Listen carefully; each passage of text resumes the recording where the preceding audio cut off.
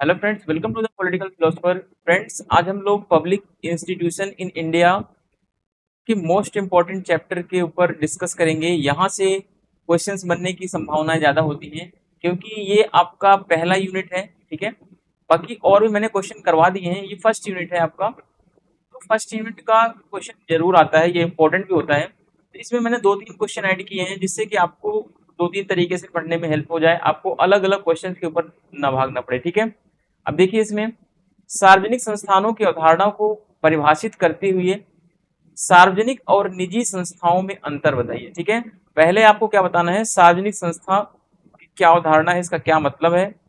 दूसरा आपको बताना है क्वेश्चन, पब्लिक और प्राइवेट इंस्टीट्यूशंस में क्या अंतर होता है। सार्वजनिक या सरकारी कह लें, सार्वजनिक को हम आसान भाषा में कहें, सरकारी कर लें। ठीक है, सरकारी और प्राइवेट इसको कर लें या निजी कह लो, अब जो भी मर्जी आपकी, जो भी आपको आसान भाषा लगे वो उन सब लोग आप प्रयोग कर सकते हो। तो दूसरा क्वेश्चन इसमें ऐड किया गया है ना, है कि एक ही क्वेश्चन ये, बट इसी में मैंने थोड़ा सा बढ़ा दिया है क्वेश्चन का लेवल। सार्वजनिक और निजी संस्थाओं में अंतर भी बताना है आपको। फिर इसके बाद पूछा गया है, क्या सार्वजनिक संस्थाओं की तुलना में निजी संस्थाएं बेहतर है। ठीक है, तो इसको स्पष्ट करना है, आपको बताना है क्या सार्वजनिक संस्थाओं की तुलना में आज के टाइम पे जो प्राइवेट इंस्टीट्यूशंस हैं वो बेहतर तरीके से काम कर रहे हैं या नहीं कर रहे हैं, उन सब चीजों के ऊपर आपको डिस्कस करना है। ठीक है, define the concept of public institution and differentiate between public and private institutions. Are private institutions better than the public institution, explain करना है आपको कि क्या चीजें कैसे हैं। इन सब चीजों के ऊपर डिस्कस हम यहाँ पे करने चल रहे हैं। ठीक है, तो आपको इंट्रोडक्शन में क्या लिखना है, पहले आपको इंट्रो में बताना है सार्वजनिक संस्थान या पब्लिक इंस्टीट्यूशंस क्या है। ठीक है, सार्वजनिक संस्थान को आप सरकारी संस्थान भी कह सकते हैं। ये सारी चीजें मैंने आप लोगों को क्लास में भी पढ़ा चुका हूँ। ठीक है, सारी चीजें क्लास में पढ़ा रखी है मैंने, तो बेहतर होगा कि आप इस समय आप रिवीजन करेंगे तो आपके लिए ज्यादा फायदेमंद होगा। ठीक है, चलिए, आप इंट्रो को जब भी लिखें तो मैंने इस तरीके से जो पॉइंट्स ऐड किए हैं ये कि पढ़ाते टाइम चीजें अलग वे में दिख सकें। ठीक है, तो आपको ये वाले पॉइंट्स केवल 1 2 3 करके डिफरेंस वगैरह बताना हो, तो फीचर्स बताने हो, उसके क्या कार्य हैं वो सब बताना हो, तो अब आप पॉइंट्स ऐड करें। अदरवाइज आप क्या करें, आप इंट्रो को पैराग्राफ में लिखें तो ज्यादा ही बेहतर होगा आपके लिए। ठीक है, चलिए,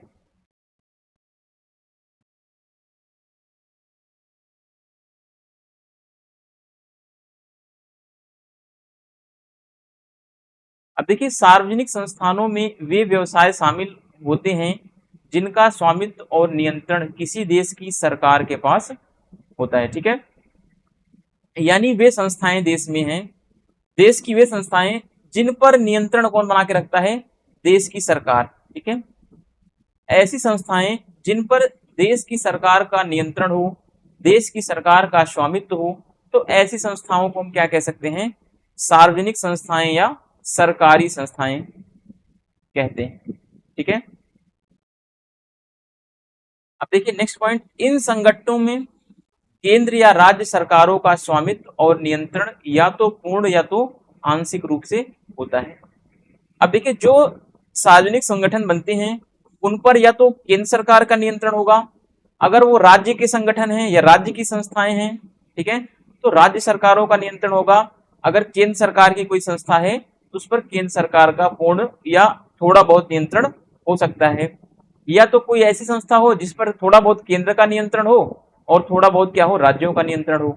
इस तरीके से भी संस्थाएं बनती हैं, लेकिन फिर भी यह बहुलांश हिस्सेदारी रखता है और इकाई चलाने के बारे में यह हर एक निर्णय लेता है। ठीक है, तो कहने का मतलब है कि जो सार्वजनिक संस्था होती है इसके पास ज्यादा हिस्सेदारी होती है। ठीक है, ज्यादा हिस्सेदारी इसी के पास होती है और यही निर्णय लेने का सोर्स होता है या स्रोत होता है। ठीक है, इन संगठनों में सरकारी एजेंसियां आती हैं, किस किन संगठनों में, सार्वजनिक संस्थानों में। ठीक है, सार्वजनिक संस्थानों में सरकारी एजेंसियां, राज्य का स्वामित्व, राज्य के स्वामित्व वाले उद्यम आते हैं, इसमें नगर पालिकाएं आएंगी, स्थानीय सरकारी प्राधिकरण आएंगे और अन्य सार्वजनिक सेवा संस्थान शामिल होते हैं इसके अंतर्गत, ठीक है।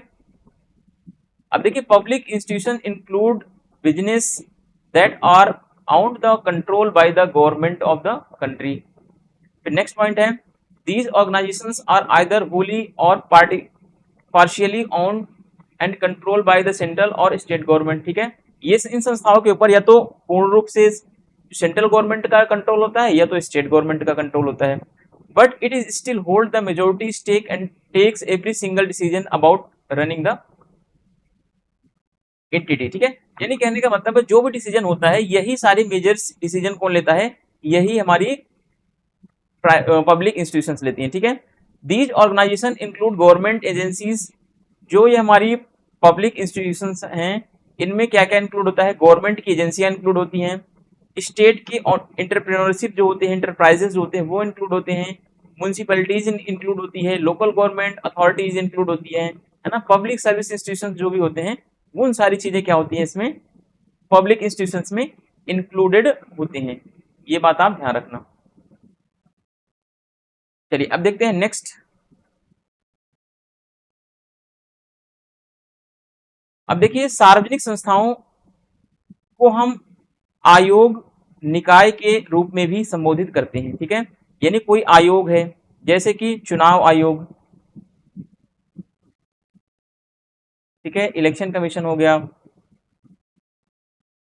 या फिर कोई अन्य आयोग हो, ठीक है, उसको हम क्या बोलते हैं, उसको जो भी सरकारी संस्थाएं हैं उनको या तो हम आयोग के नाम से बुलाते हैं या तो इनको बोल देते हैं ये कोई बॉडी है या कोई ये निकाय है, ठीक है, या कोई संस्था है। इस तरीके से हम अलग अलग नामों से भी संबोधित इसको करते रहते हैं। We also address public institutions as commissions या फिर बॉडीज, ठीक है।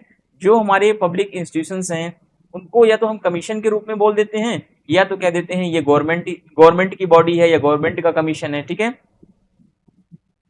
जैसे कि यूपीएससी को ले लीजिए, संघ लोक सेवा आयोग, इसको हम आयोग बोल दे रहे हैं, ठीक है। अब देखिए इसे विशिष्ट कार्य हेतु बनाया जाता है जहां विशेषता की जरूरत होती है। अब क्वेश्चन उठता है किसे विशिष्ट कार्य के लिए बनाया गया है, तो पब्लिक इंस्टीट्यूशन, ठीक है, सार्वजनिक संस्थानों को विशिष्ट कार्य के लिए बनाया जाता है, जहां पर विशेषता की जरूरत होती है वहीं पर इसका निर्माण भी किया जाता है। It is created for specific work where speciality is required, ठीक है। जहां पे स्पेशलिटी की रिक्वायरमेंट होती है वहीं पर जो है पब्लिक इंस्टीट्यूशंस का निर्माण होता है,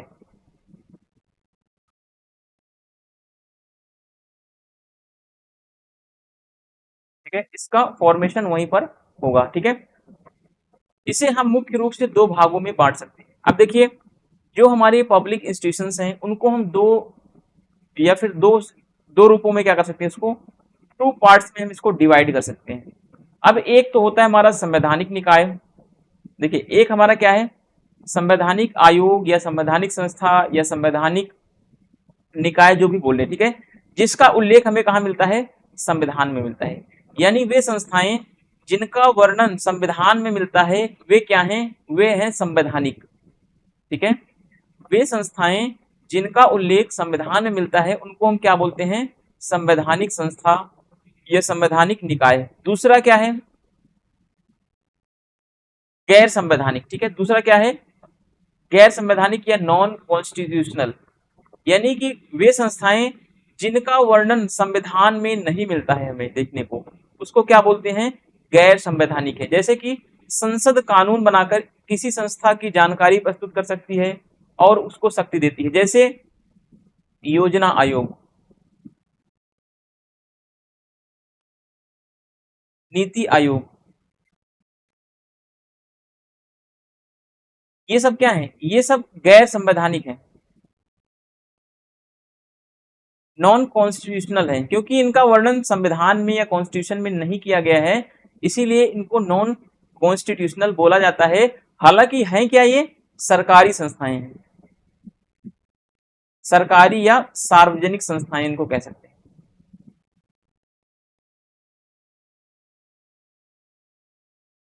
ठीक है। तो इस तरीके से हम जो सार्वजनिक संस्थाएं हैं उनको दो भागों में बांटकर देखते हैं। अब चलिए देखते हैं एक एक करके, पहला पार्ट और दूसरा पार्ट इसका, ठीक है। यहाँ पे देखिए constitutional found in the constitution, जो कॉन्स्टिट्यूशन में फाउंड होता है, जो पाया जाता है, उसको कॉन्स्टिट्यूशनल बोलते हैं। और जो पार्लियामेंट किसी एक्ट के थ्रू किसी चीज को बनाती है या फिर उसके बारे में इंफॉर्मेशन देती है, उसकी शक्तियों के बारे में, उसकी पावर्स के बारे में, या फिर कह सकते हैं कि जो जिन चीजों का वर्णन, जिन चीजों का मेंशन हमारे कॉन्स्टिट्यूशन में नहीं दिया गया है, उनको हम नॉन कॉन्स्टिट्यूशनल भी कह सकते हैं। ठीक है, अब देखते हैं कॉन्स्टिट्यूशनल इंस्टीट्यूशन या फिर बॉडीज या कमीशन, जो भी इनको आप बोल रहे हैं। ठीक है, अब देखिए संस्थाओं को क्या बोला जाता है, संस्थाओं को हम निकाय भी बोल सकते हैं, संस्थाएं भी बोल सकते हैं, या आयोग भी बोल सकते हैं। ठीक है, कॉन्स्टिट्यूशनल इंस्टीट्यूशंस, बॉडीज और कमीशंस। ठीक है, संवैधानिक संस्थाएं कौन कौन सी हैं, कैसी होती हैं, इनके बारे में यहाँ पे देखेंगे।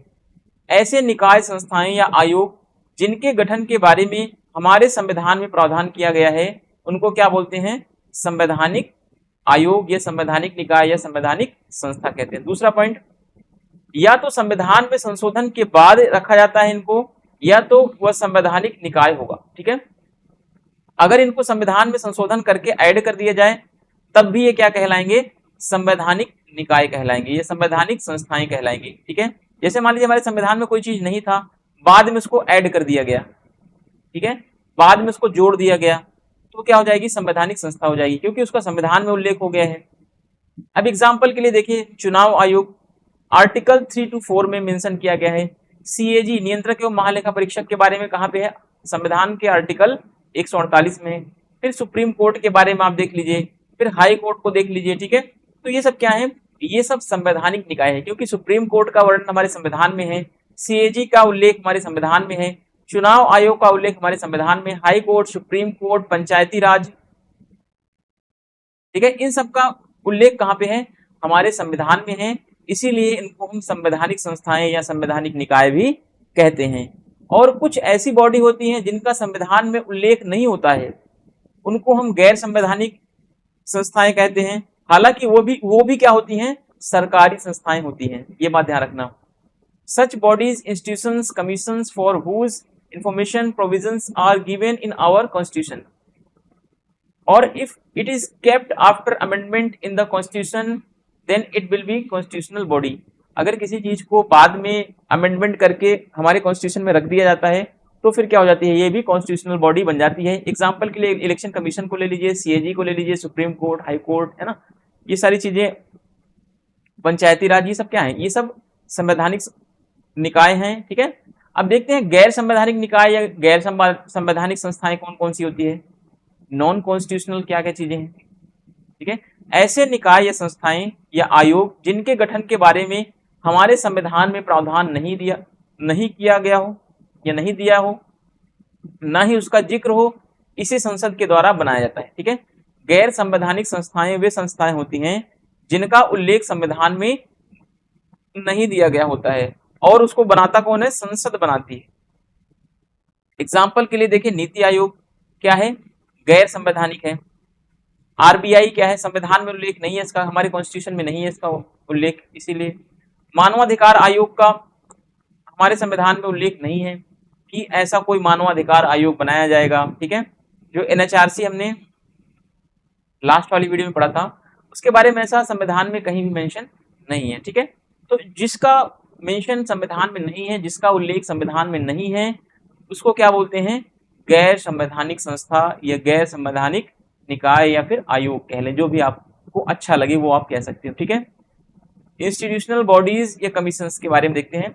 Bodies, institution, commission whose information is neither provided nor mentioned in our constitution are created by the parliament. ठीक है, ऐसी संस्थाएं या फिर ऐसे कमीशंस जिनका ना तो हमारे संविधान में कोई उल्लेख किया गया है, ना ही कोई मेंशन किया गया है, ना ही तो इनके बारे में कोई सूचनाएं दी गई हैं, तो ऐसी संस्थाओं को क्या बोलेंगे हम, ऐसी संस्थाओं को नॉन कॉन्स्टिट्यूशनल बॉडी बोलते हैं।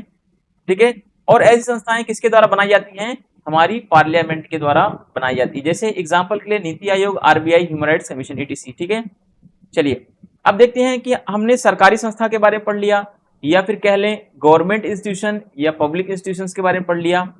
ठीक है, या फिर और अलग शब्दों में कहें तो सार्वजनिक संस्थान के बारे में हमने पढ़ लिया। अब हम पढ़ेंगे निजी संस्थान, ठीक है, या प्राइवेट प्राइवेट इंटरप्राइजेस बोल लो, इंस्टीट्यूशंस बोल लो, या कमीशन बोल लो, ठीक है, जो भी आपको अच्छा लगे आप बोल सकते हो, ठीक है। बस फर्क इतना होना चाहिए, निजी और सरकारी क्या है उनमें आपको फर्क पता होना चाहिए, ठीक है। निजी क्षेत्र के जो उद्यम होते हैं उनका स्वामित्व, नियंत्रण और प्रबंधन या तो व्यक्तियों या व्यावसायिक संस्थाओं के द्वारा किया जाता है, ठीक है। देखिए जो निजी क्षेत्र के कंपनियां होती हैं, निजी क्षेत्र का जो संस्थाएं होती हैं, उन पर नियंत्रण कौन करता है? प्राइवेट सेक्टर करता है, ठीक है। यह छोटे पैमाने, मध्यम पैमाने, यहाँ तक कि बड़े पैमाने के संगठन भी हो सकते हैं। जो प्राइवेट इंस्टीट्यूशंस होते हैं वो या तो छोटे भी हो सकते हैं, या मिडिल मिडिल लेवल पे हो सकते हैं, या फिर ब्रॉड लेवल पर, बड़े स्तर पर भी हो सकते हैं। आप देखेंगे कि माइक्रोसॉफ्ट कंपनी क्या है? बहुत बड़ी कंपनी है ना। आप देखेंगे कोई और छोटी मोटी कंपनी होगी, आप देखो आईफोन क्या है, आईफोन बहुत बड़ी कंपनी है ना। तो बहुत सारी संस्थाएं प्राइवेट, ये सब क्या है? ये सब प्राइवेट इंस्टीट्यूशंस हैं, बहुत सरकारी कंपनियां नहीं है, ये प्राइवेट कंपनियां हैं। तो इस तरीके से आप जहां पे ऑफिस में मान लो काम करते हो, किसी प्राइवेट ऑफिस में काम करते हो, वो भी क्या है, वो पब्लिक इंस्टीट्यूशन नहीं है, ठीक है, वो प्राइवेट इंस्टीट्यूशंस हैं। ऑफिस क्या है? प्राइवेट इंस्टीट्यूशंस हैं आपके। तो वो हो सकता है छोटा भी ऑफिस हो आपका, हो सकता है बड़ा भी ऑफिस हो, है ना। इस तरीके से चीजें होती हैं यहाँ पे। ये अपने व्यावसायिक संचालन से लाभ कमाने के लिए बनाए जाते हैं, और वे व्यक्तियों, समूहों और आम जनता से धन क्या करते हैं? जुटा सकते हैं। अब जो प्राइवेट इंस्टीट्यूशंस होते हैं या फिर प्राइवेट इंटरप्राइजेस जो होते हैं, वे क्या करते हैं? वे अपना जो ऑर्गेनाइजेशन बनाते हैं, ठीक है, व्यवसायिक लाभ के लिए बनाते हैं, ठीक है, धन इकट्ठा करने के लिए बनाते हैं, उनको लाभ हो तभी बनाया जाएगा वो। लेकिन जो सरकारी हमारा जो सार्वजनिक संस्था है, वो लाभ के लिए नहीं बनाया जाता है, बल्कि जन कल्याण के लिए बनाया जाता है। और वहीं दूसरी तरफ हम क्या पढ़ रहे हैं? जो निजी संस्थाएं हमारी होती हैं वो किसके लिए बनाई जाती हैं? लाभ के लिए बनाई जाती हैं, ठीक है। अब देखिए इंग्लिश में, private sector enterprises are owned, control और managed by the either individuals और बिजनेस एंटिटीज, ठीक है। जो हमारी प्राइवेट सेक्टर के इंटरप्राइजेस होते हैं उन पर कंट्रोल कौन करता है? प्राइवेट या इंडिविजुअल्स कंट्रोल बना के रखते हैं, ठीक है। These can be small scale पर हो सकती हैं, ये मीडियम स्केल पर भी बन सकती हैं, या फिर लार्ज स्केल पर भी यह बनाई जा सकती है। These are created to earn profit from their business operations and they can raise funds from the individuals, groups and general public, ठीक है। और जो ये पब्लिक इंटरप्राइजेस बनाई जाती है या निजी संस्था जो बनाई जाती है, ये प्रॉफिट के लिए बनाई जाती हैं, अपना फंड इकट्ठा करने के लिए बनाई जाती हैं, ठीक है। इन सब का जो मोटिव होता है प्राइवेट इंस्टीट्यूशंस का, लाभ कमाना होता है, बेसिकली प्रॉफिट को गेन करना होता है, ठीक है। तो हमारे क्वेश्चन में जो पूछा गया है, सार्वजनिक और निजी संस्थान में क्या अंतर है? What is the difference between public and private institutions? Public and private institution.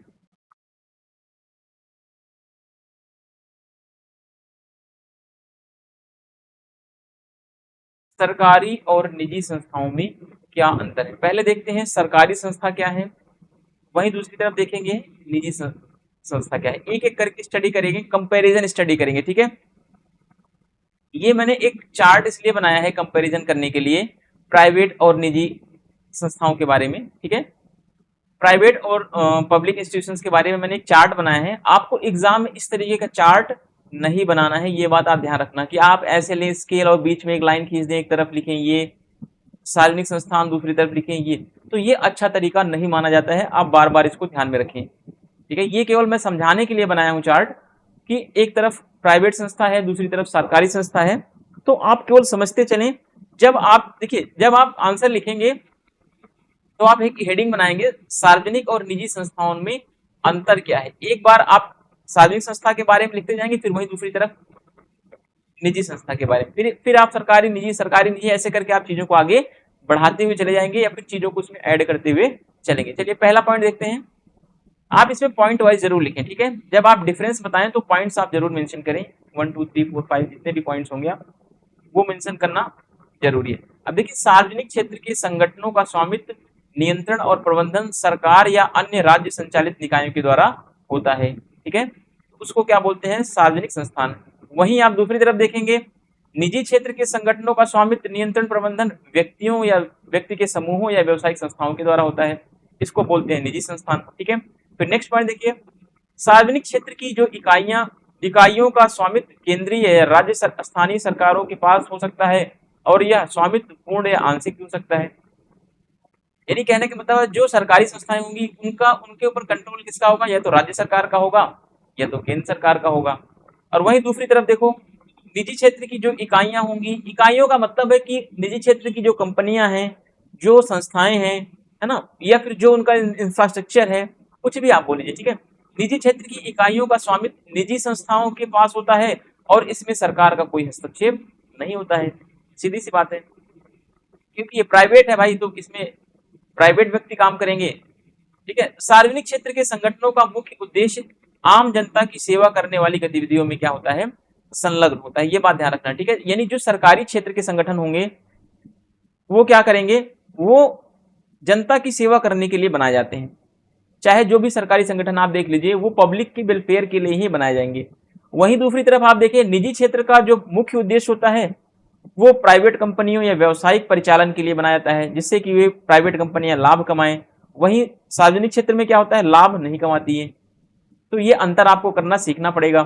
फिर आप देखिए, सरकारी क्षेत्र के उपक्रमों के लिए पूंजी जो हम टैक्स कलेक्ट करते हैं वो कहाँ से होता है, उत्पाद शुल्क से करते हैं, अन्य शुल्कों जैसे बॉन्ड से, ट्रेजरी से, बिलों से आदि से, इनके माध्यम से हम पैसा सरकारी कंपनियां या सरकारी संस्थान या हमारी गवर्नमेंट इकट्ठा करती है। वहीं दूसरी तरफ निजी जो प्राइवेट कंपनियां हैं या जो प्राइवेट सेक्टर्स हैं, वो पैसे कैसे इकट्ठा करते हैं।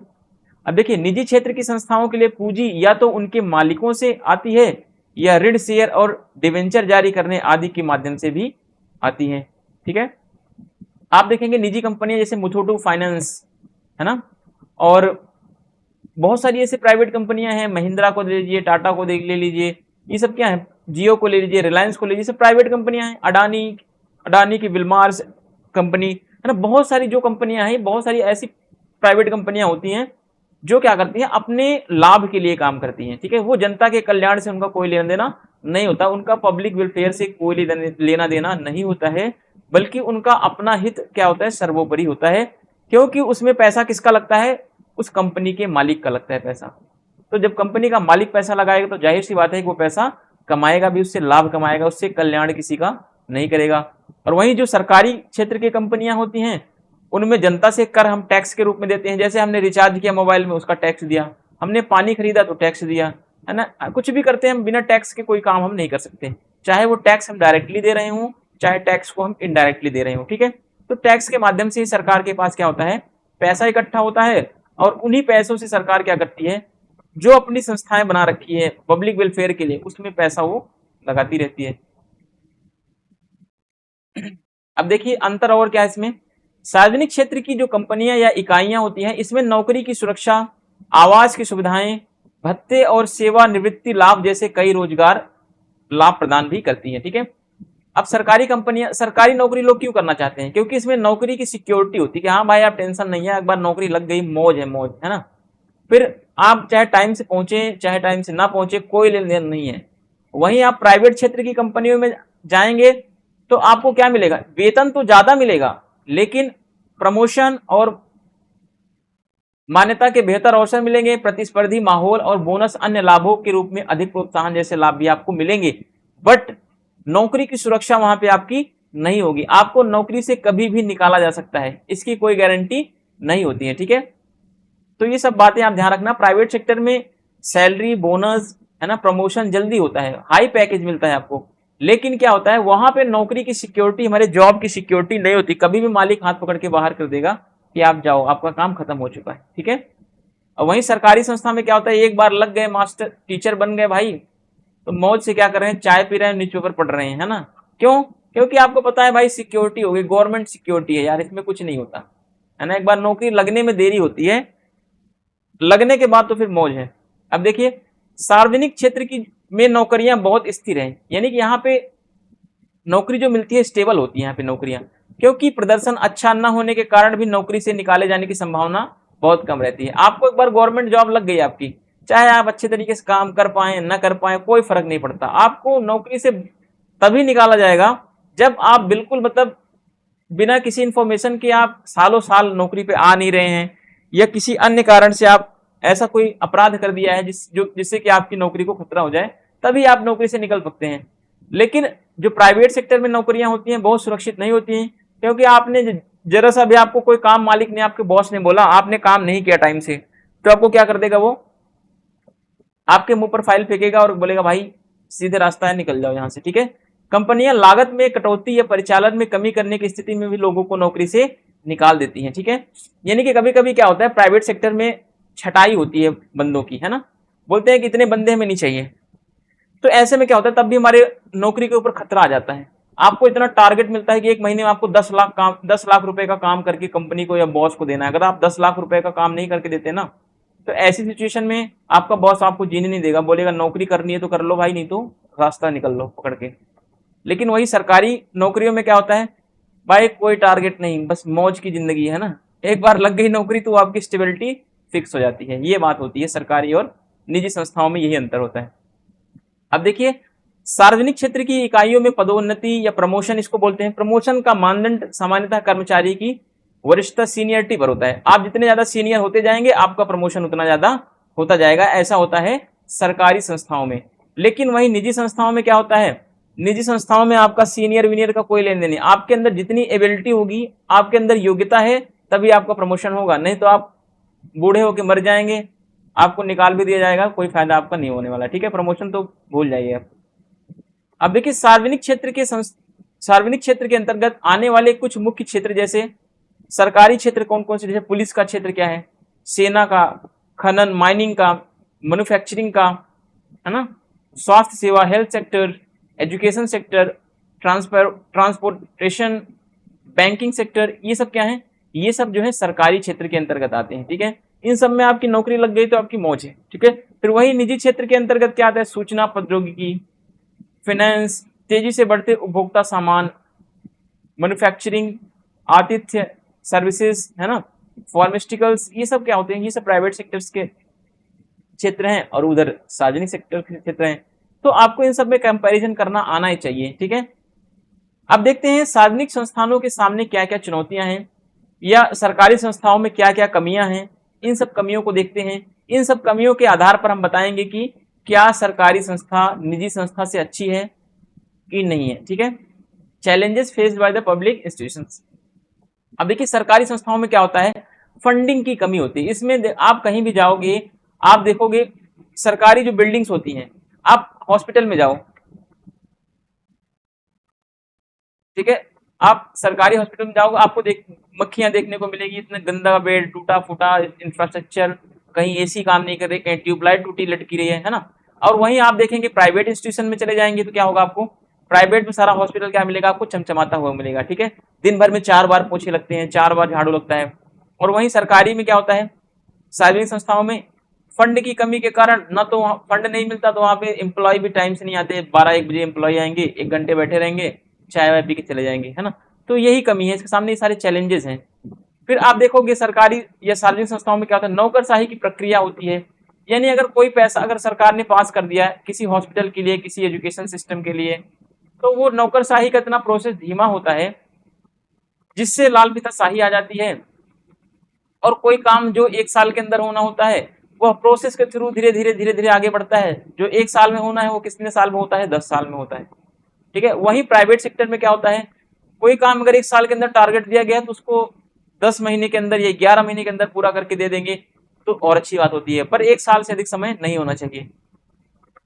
अब देखिए, अगली समस्या सार्वजनिक संस्थाओं में क्या होती है, राजनीतिक प्रभाव यहाँ पे बना रहता है। ठीक है, अगर आप किसी ऑफिस में जाएं सरकारी, जैसे डीयू के कॉलेज में जाएं, तो वहां पे किसी मिनिस्टर का फोन आ जाएगा, है भाई प्रोफेसर साहब ये हमारा बंदा है ना, आप इसको क्या करो, असिस्टेंट प्रोफेसर बना दो, इसकी कोई इंटरव्यू नहीं लो, ये लो, फलाना फलाना फलाना। वहां पे पॉलिटिकल प्रेशर ज्यादा चलता है। ठीक है, पॉलिटिकल इन्फ्लुएंस ज्यादा चलता है। वहीं जो प्राइवेट संस्थाएं हैं वहां पे भाई कोई विधायक मंत्री कोई नेता कुछ नहीं, भाई काम नहीं आता इसको हम नहीं बैठा सकते, वहां पे तुरंत निकाल देंगे आपको। ठीक है, अब देखिए, बदलती हुई सामाजिक आवश्यकताओं के अनुरूप जो है सार्वजनिक संस्थाएं नहीं बनाई गई, क्योंकि आज हम मॉडर्न एज में, ठीक है, हमारी मॉडर्न सोसाइटी बन चुकी है, और जो हमारे सार्वजनिक संस्थान है, जो हमारे सरकारी जो संस्थाएं हैं, उनका जो इंफ्रास्ट्रक्चर है, जो उनका काम करने का तरीका है, वो अभी भी परंपरागत तरीके में चल रहा है, वो अभी भी 1950 के दशक में चल रहा है। ठीक है, उनमें चेंजेस करने की बहुत सारी आवश्यकताएं हैं।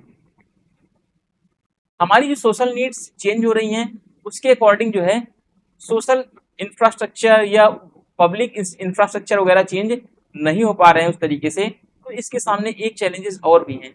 वहीं आप प्राइवेट इंस्टीट्यूशन में देखेंगे तो जैसी हमारी नीड चेंज होती है ना, प्राइवेट हमारी नीड को चेंज कौन करता है वास्तव में, अगर देखा जाए हमारी जरूरतों को चेंज कौन करता है, सारी प्राइवेट कंपनियां चेंज करती हैं। ठीक है, नए नए तरीके की फैशन डिजाइनिंग, पेन, ये अगड़म बगड़म बहुत सारी चीजें क्या होती हैं, तरह तरीके से मार्केट में आती हैं। ये कौन बनाता है, ये सब प्राइवेट संस्थाएं बनाती हैं, जिसको देख करके हम अपने फैशन को, हम अपनी नीड्स को क्या करते हैं, चेंज करते रहते हैं। ठीक है, अब देखिए जवाबदेही और पारदर्शिता। ठीक है, अब देखिए सरकारी संस्थाओं में जवाबदेही बहुत कम होती है। ठीक है, आप टाइम से पहुंचे नहीं पहुंचे कोई पूछने वाला वहां पे नहीं होती। सरकारी संस्थाओं में बहुत घूस चलता है, ट्रांसपेरेंसी यहाँ पे बहुत कम होती है। यहाँ पे आपको ज्यादातर क्या मिलेगा, करप्शन देखने को मिलेगा। ठीक है, वहीं आप अगर दूसरी तरफ प्राइवेट संस्था में चले जाएं, प्राइवेट में क्या होगा, आपको रिस्पॉन्सिबिलिटी ज्यादा मिलेगी। ठीक है, आप जिम्मेदार होंगे, आपको अगर आपके बॉस ने कोई काम दे दिया तो आपको रिस्पॉन्सिबिलिटी निभानी पड़ेगी। अगर वो काम आपने टाइम से करके नहीं दिया तो फिर क्या करना पड़ेगा, आपको नौकरी से हाथ धोना पड़ेगा। ठीक है, तो ये सारी चीजें, बहुत सारी कमियां हैं सरकारी संस्थाओं में, उनको दूर करने की जरूरत है। अगर इन कमियों को दूर कर दिया जाए तो जाहिर तौर पर सरकारी संस्थाएं बहुत अच्छा काम कर सकती हैं। ऐसा नहीं है कि सरकारी संस्थाएं खराब है। ठीक है, नेक्स्ट देखिए, सरकारी संस्थाओं में क्या है, करप्शन भरा पड़ा हुआ है। ठीक है, पुरानी पीढ़ी परंपरागत चीजों का महत्व इसमें अभी भी बना हुआ है। Importance of older generation and traditions, अभी भी सरकारी संस्थाओं में परंपराओं का महत्व ज्यादा है, भ्रष्टाचार का महत्व बना हुआ है। ठीक है, और वहीं पे देखेंगे आप, जहाँ पे प्राइवेट इंस्टीट्यूशंस हैं वहां पे आपको पुरानी चीजें नहीं बल्कि मॉडर्न चीजें देखने को मिलेंगी, है ना, वहां पे करप्शन आपको कम देखने को मिलेगा। तो ये सारी चीजें आप एक तरीके से चैलेंजेस भी बता सकते हैं। अब ये सब बताने के बाद आप एग्जामिनर को भी पता चल जाएगा कि आपने ये दर्शाया है कि, देखिए आपने एक तो यहाँ पे कंपैरिजन करके आपने बता दिया कि सार्वजनिक संस्थान क्या हैं, ज्यादा अच्छे हैं बेसिकली। ठीक है, कंपैरिजन में आपको सार्वजनिक संस्थान के बारे में ज्यादा महत्वपूर्ण दिखेगा, लेकिन वहीं पे दूसरी तरफ क्या दिखेगा, इसके सामने जब सार्वजनिक संस्थान के सामने जब आपको चैलेंजेस दिखेंगी या कमियां इसकी दिखेंगी, तो ये भी पता चलेगा कि कहीं ना कहीं यार सार्वजनिक संस्थान जो है ये बहुत अच्छे तरीके से काम नहीं कर सकता जितना कि प्राइवेट इंस्टीट्यूशंस करते हैं। ठीक है, तो वो सारी चीजें आपको भी ध्यान में रखनी होगी। तो आपको दोनों पक्षों को हमेशा दिखाना होता है। अब कंक्लूजन में आप क्या लिखेंगे, कंक्लूजन में आप दिखाएंगे कि सरकारी संस्थाओं में जो भी उपरोक्त कमियां हैं, इन कमियों को दूर करके हम निजी संस्थाओं की तुलना में सरकारी संस्थाओं को और बेहतर बना सकते हैं। ठीक है, अगर हम जो ये सारी कमियां हैं ऊपर, ठीक है, ये चैलेंजेस है इसके सामने, ये सब कमियों को अगर हम दूर कर दें सरकारी संस्थाओं से, तो हम इसको निजी संस्थाओं से और बेहतर अच्छा कर सकते हैं। ठीक है, जैसे कि इसकी फंडिंग को बढ़ा दो, इसको ज्यादा पैसा दो, जिससे कि अच्छे तरीके से ये इंफ्रास्ट्रक्चर को बनाए, एसी वेसी लगवा लो, अपने लाइटिंग वाइटिंग ठीक करा लो, है ना, अपने टेक्निकल सपोर्ट या टेक्निकल टीम को और अच्छा कर लो। जो भी आपका काम है वो सारा अच्छा काम तभी हो पाएगा जब आपकी फंडिंग बढ़ेगी, जब आपके पास आपका बजट बढ़ा के आपको मिलेगा। ठीक है, फिर कर्मचारियों की नियुक्ति की प्रक्रिया में बदलाव करना चाहिए, तभी क्या होगा। अब कर्मचारियों की नियुक्ति कैसे होनी चाहिए, कर्मचारियों की नियुक्ति योग्यता के आधार पर होनी चाहिए। उनका प्रमोशन जो है योग्यता को देख करके किया जाए, ना कि उनकी एज के अकॉर्डिंग प्रमोशन किया जाए। ठीक है, चेंजिंग इट्स ट्रेडिशनल स्ट्रक्चर्स, इसके परंपरागत जो स्ट्रक्चर्स है उनमें चेंजेस लाने चाहिए। ठीक है, इसके परंपरागत ढांचों में परिवर्तन करना, भ्रष्टाचार को कम करना, रिड्यूसिंग करप्शन को अगर इन सब चीजों को कम कर दें, कम किया जाना चाहिए, और जिसकी वजह से फिर एक अच्छे तरीके से काम कर सकती है। ठीक है, फिर आप इसी कंक्लूजन में क्या और तर्क देंगे, वर्तमान समय में निजी संस्थाओं का प्रभाव क्या हो रहा है, बढ़ गया है। वर्ष 1991 से उदारीकरण तथा निजीकरण की प्रक्रिया भारत में अपनाए जाने से देश की आर्थिक और सामाजिक प्रगति दोनों का क्या हुआ है, विकास हुआ है। ठीक है, तो ऐसा नहीं है कि निजी संस्थाएं आ गई हैं तो देश डूब रहा है, बल्कि 1991 में क्या हुआ, हमने एलपीजी को एक्सेप्ट कर दिया, लिबरलाइजेशन, प्राइवेटाइजेशन और ग्लोबलाइजेशन को एक्सेप्ट कर लिया, जिसकी वजह से क्या हुआ, हमारे देश का विकास हुआ, हमारे समाज का विकास हुआ, है ना। इंडिया की इकोनॉमिक एंड सोशल दोनों ग्रोथ पॉसिबल होती है। In present time, the influence of private institutions has increased.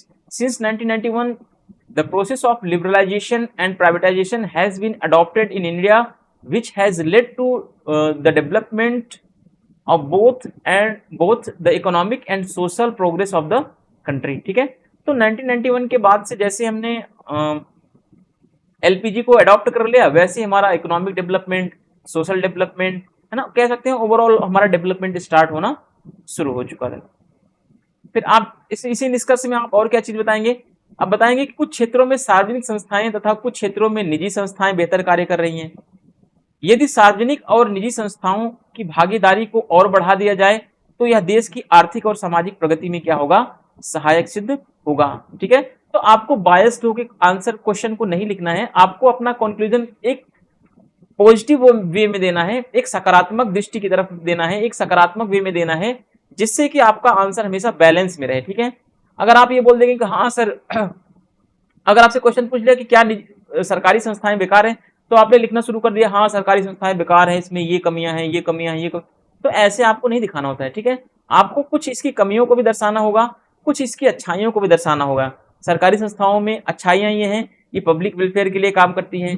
ठीक है, ये हमेशा क्या करती हैं, 24/7 हमेशा आपके लिए, आपकी सेवा के लिए तत्पर रहती हैं। ये लाभ के उद्देश्य से काम नहीं करती। तो ये सब क्या है, इसकी अच्छाइयां भी हैं। बुराइयां इसकी क्या है, कमियां इसमें क्या है, ये बहुत धीरे काम करती हैं, है ना, इनके पास फंडिंग की कमी होती है, इनका इंफ्रास्ट्रक्चर बहुत स्लो होता है, ये सारी चीजें इसकी कमियां हैं। तो अब इसको दूर कैसे किया जाए? अगर इनकी कमियों को दूर कर दिया जाए तो ये भी बेहतर काम कर सकती हैं। तो इस तरीके से आप एक बेहतर वे में आप चीजों को एनालाइज करके लिख सकते हैं। अब इनकी कमियां कैसे दूर होगी, फंडिंग कैसे दूर होगा? अगर सरकार के पास मान लीजिए बजट कम है तो इसमें आप प्राइवेट कंपनियों को इनकी इंफ्रास्ट्रक्चर में शामिल कर लीजिए। ठीक है, जैसे मान लीजिए कोई स्कूल बनाना है, कॉलेज बनाना है या कोई अस्पताल बनाना है, तो उसमें आधा शेयर गवर्नमेंट का हो जाए, आधा शेयर प्राइवेट कंपनी का हो जाए। तो इससे क्या होगा कि प्राइवेट हो सकता है पूरे शेयर को गवर्नमेंट जो है अच्छे तरीके से ना बना पाए, उसके पास इतना पैसा ना हो, वो कम में या बना दे।